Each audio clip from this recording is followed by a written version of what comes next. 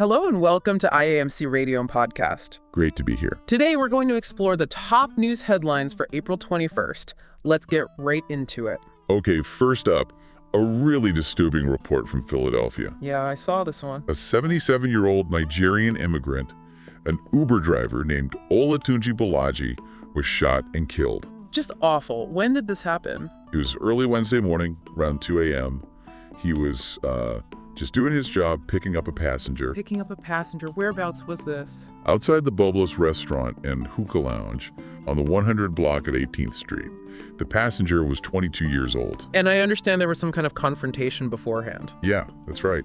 It seems like just as the passenger was saying goodbye to people outside, this dark Jeep Grand Cherokee pulled up. Okay. Two men got out and apparently started fighting with the passenger. A physical fight. Yes, and then someone opened fire, at least 4 shots. And Mr. Bakare was hit in the crossfire. It appears so. Tragically, one bullet is believed to have gone right through the headrest and struck him in the back of the head. Oh my goodness. Despite that, incredibly, he managed to drive a short distance before crashing into a light pole on Chestnut Street. He drove after being shot. It seems so, just a short way. Police found him partially outside the car, already deceased from the head wound. And the passenger. The 22-year-old passenger was hit multiple times and is in critical condition. Just a terrible situation. Are the police any closer to finding who did this? They're searching for the suspects and that dark Jeep, a newer model. They mentioned it might have Massachusetts license plates. It was last seen heading towards Sansom Street. Massachusetts plates, okay. That's a lead. Uber put out a statement, mourning his loss and offering support to the police. Of course. And Mr. Bakare, where is he from locally? He lived in Norristown, Pennsylvania. His family, friends, other drivers, they're all grieving, naturally. I'm calling for better safety, I imagine, especially for late-night workers. Absolutely. Fabiana Romero from the Independent Drivers Guild highlighted the dangers. Residents in that Rittenhouse neighborhood are shocked too. Understandably, police are asking for anyone with information or video to come forward. Yes, urging anyone who saw anything to contact them. All right. Let's shift focus now to Nigeria. There's news from Maiduguri prison. Yes, concerning Charles Okah, who you'll remember was convicted in connection with the 2010 Independence Day bombings. Right. What happened? There was a suspected bomb blast near his cell around 9 p.m. on April 20th. It's being looked at as a possible assassination attempt. An assassination attempt in prison? That's the suspicion. Okah was found unconscious in his cell early Monday morning. How is he? He's in critical condition, suffering from severe smoke inhalation, possible burns too. They got him out from under some debris around 6 a.m. Goodness. Are they moving him to a hospital? Paramedics are working to stabilize him first, maybe for a transfer to the University of Maiduguri Teaching Hospital. Is there any clue who might be responsible? Well, there's a CCTV camera nearby they're checking. But the motive is unclear right now. Any theories floating around? A couple, yes. One connects it to a draft letter, supposedly written by Okah, found in his cell just days before. A letter? What did it say? Apparently, it detailed claims about staged deaths happening inside the prison, and it was addressed to the Borno State Attorney General. Staged deaths? That's a serious allegation. What's the other theory? The other suggests possible complicity, maybe high up within the Nigerian Correctional Service, the NCOS. Why would they be involved? The theory is maybe to silence Okah before some kind of scheduled corruption investigation he might have information about. Has there been any official statement? Nothing official yet about the incident or Okah's condition. He has previously written letters exposing alleged corruption in Maiduguri prisons. Right, I remember that. Were there witnesses to the blast itself? There were accounts of heavy smoke, and some said they heard Okah coughing and shouting something about a device being thrown into his cell. And the NCOS isn't commenting. Attempts to reach their spokesperson were unsuccessful, apparently, so still waiting for official word. Okay, very serious situation there. Let's move now to the Vatican. Sad news emerging. Yes, confirmation came on Easter Monday. Pope Francis has passed away at the age of 88. 88. This follows his recent illness, right? He missed some Holy Week events. That's correct. He had been hospitalized recently. Vatican News reported he passed away peacefully at his residence, the Casa Santa Marta, at 7:35 a.m. He led the church since 2013, succeeding Pope Benedict. Indeed. And his health had been a point of concern over the past year, with respiratory issues and hospital stays. Who announced his passing? Cardinal Kevin Farrell made the announcement. He highlighted Pope Francis's dedication to service, gospel values, and especially his focus on the poor and marginalized. Did he leave a final message? His final Urbi et Orbi message on Easter Sunday spoke about hope, resilience, and compassion. He mentioned Christ's resurrection triumphing over evil. Any specific calls in that message?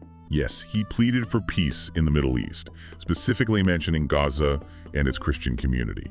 He called for a ceasefire, the release of hostages, and humanitarian aid. How will he be remembered, do you think?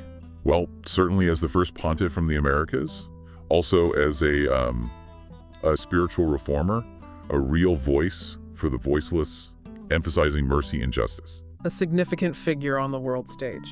Okay, let's return to Nigeria. News from Kwara State. Yes, this involves a new group, apparently a terrorist group, calling itself Mamuda. Mamuda, what are they doing? They've issued a direct threat to communities there, specifically Duruma village and the wider Borgu kingdom. How is this threat delivered? Through an audio message from the group's leader. Sahara reporters got hold of it from frightened locals who received it. What did the message say? The leader condemned the local vigilante units. He accused the emir of Duruma and his people of basically starting a crisis. And what was the threat exactly? He claimed they'd been peaceful for 5 years. But recent events, he said, mean they have to retaliate violently now.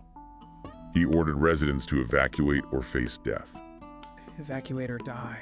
That's chilling. Very much so. He also warned people not to join the vigilantes or help them in any way, and told smugglers to find other routes or risk being killed too. Has this group been active before? Yes, this follows an attack they apparently carried out on Duruma village just last Friday evening. Reports said they were shooting indiscriminately and burned a vehicle and motorcycles belonging to a local vigilante group. So this threat comes after direct action. A worrying development. Okay, staying in Nigeria, there's news about an airport. Yes, the Akano Ibiam International Airport in Enugu State. The government has temporarily shut it down. Shut down? Why? The Federal Airports Authority, FAN, announced it. There's been a, quote, sudden and significant rupture in the asphalt on a critical part of the runway. A rupture, like a pothole, or worse. Sounds like quite serious damage. It needs emergency repairs. How long will it be closed? The closure is scheduled from April 22nd until May 6th, 2025. That's quite a long period. 2025, wow, over a year. Where is that a typo? Maybe 2024. Let's assume 2024 for now, ending May 6th. Yes, let's assume 2024 for the near-term repair. FAN says it's for safety and part of modernization efforts. What happens to flights? They're being diverted to nearby airports. The FAN spokesperson appealed for understanding. Apparently some flights were grounded Saturday morning already. Were airlines having issues before this? Yes, some, like Air Peace, had already suspended flights there, citing worsening infrastructure and safety concerns. Air Peace announced they'll operate from Asaba in Delta State instead. So infrastructure issues culminating in this closure. Okay, let's move internationally now to India, a story about pollution. Yes, in Burnahat, an industrial town on the border of Assam and Meghalaya, it's gained a very unfortunate title. Which is? It was ranked as the world's most polluted metropolitan area in 2024 by IQ Air. The most polluted in the world? That's staggering. It is. Its annual average PM2.5 level, that's the fine particulate matter, is over 25 times the limit recommended by the World Health Organization. 25 times? What's causing it? Experts point to emissions from over 80 industries located there, plus heavy vehicle traffic and the town's topography, which probably traps the pollution.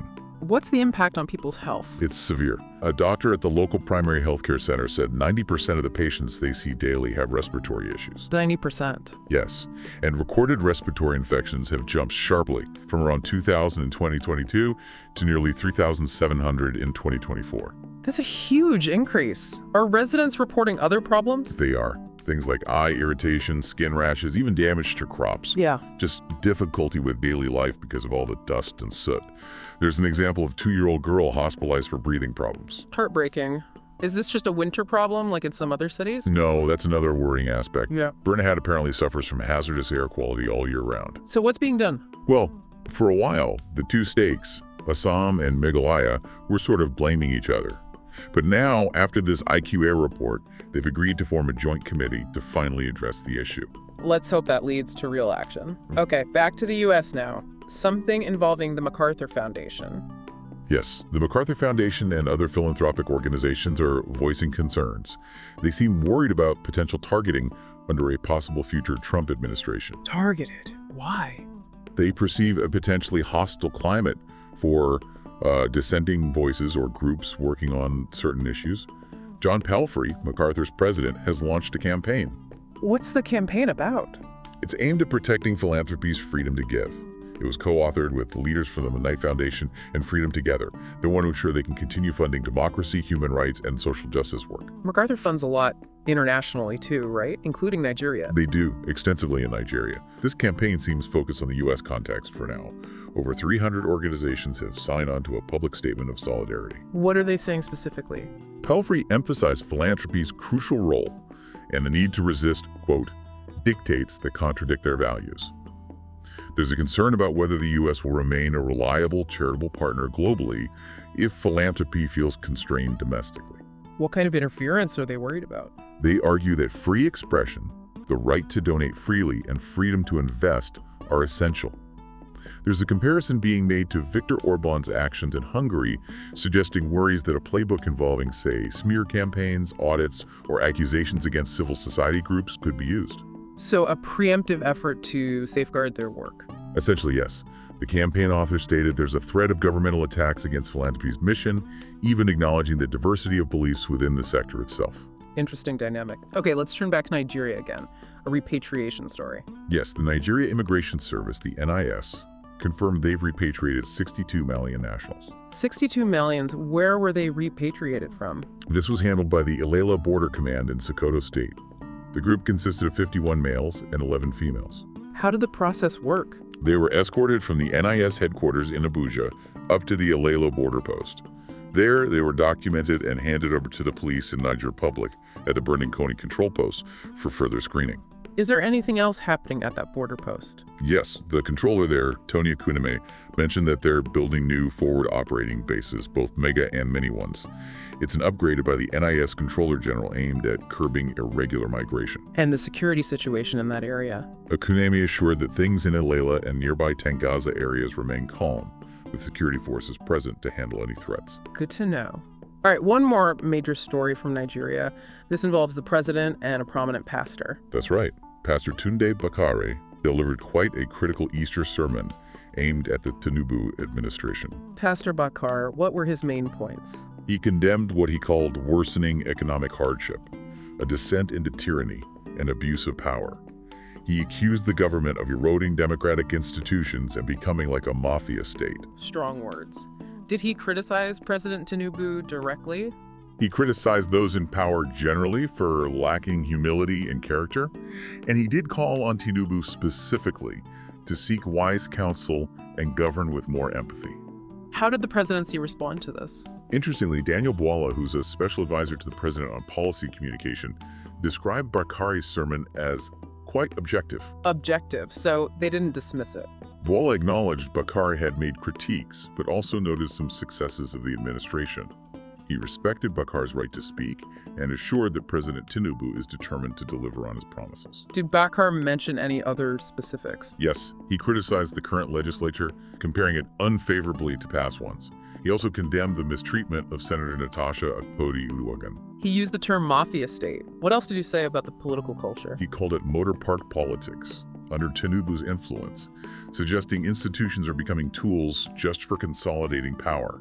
He warned Nigeria risks becoming a dictatorship with unchecked executive power. And he linked this to the economy as well. Definitely. He pointed to the hardship from fuel subsidy removal and Naira devaluation, soaring inflation, food insecurity, falling foreign investment. He called for empathy, transparency, and more accountability on these reforms. Did he acknowledge any positives? He did mention some positive developments, like an increase in foreign reserves, but stressed these shouldn't overshadow the broader governance challenges. He also called for rigorous psychiatric evaluations for people seeking public office. Quite a comprehensive critique. Okay, finally, let's touch on Ukraine. A story about a potential deal with the U.S. Yes, concerning a mineral deal. There's a warning from a senior economist in Kyiv, Volodymyr Landa. A warning about what? He's advising Ukraine against accepting the current terms being proposed by the United States. President Zelensky is apparently keen to improve relations with the U.S., possibly looking ahead. What are the sticking points in the deal? A key issue seems to be a U.S. demand reportedly from the previous administration, but potentially still relevant, that Ukraine use revenue from a joint fund to to cover the cost of past U.S. weapon deliveries. Covering the cost. Wasn't that aid? That's Zelensky's stance. He's maintained that U.S. assistance was approved by Congress as a grant, not a loan. Yeah. There was mention of a figure like $300 being owed.